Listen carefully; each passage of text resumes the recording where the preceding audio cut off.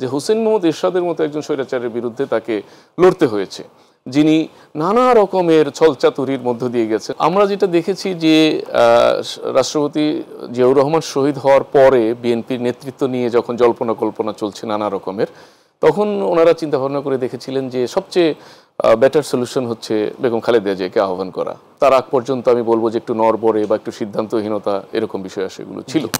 তো উনি একেবারেই একজন সুগৃহিণী মানুষ ছিলেন। কিন্তু আপনি জানেন যে দীর্ঘদিন আমি তার সাথে সফরসঙ্গী হয়েছি, কথা বলার সুযোগ হয়েছে বিভিন্ন সময়ে।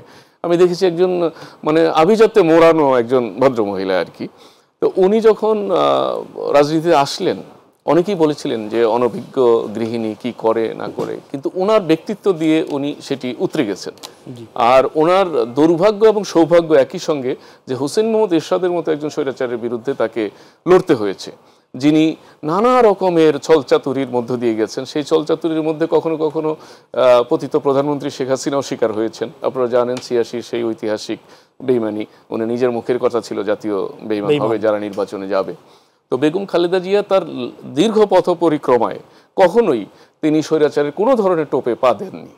আর এটা না করার কারণেই তাকে আপসীন নেত্রী হিসাবে তখন এই দেশের মানুষ গ্রহণ করে এবং ওইভাবেই সম্মান করেছে।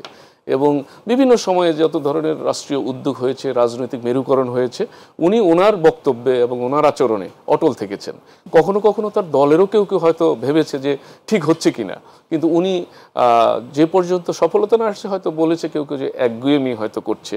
তো খালেদা জিয়া যে লম্বা সময় এরশাদের কোনো ফাঁদে পা দেননি, নির্বাচনে যাননি, তখন দু চারজন এরকম হয়েছে যে আমরা কি নির্বাচন তো বাংলাদেশে জানিনি যে কি এটা উৎসবের বিষয় এবং অংশগ্রহণের জন্য দলগুলো টিকে থাকারও একটা পথ মনে করে অনেকে।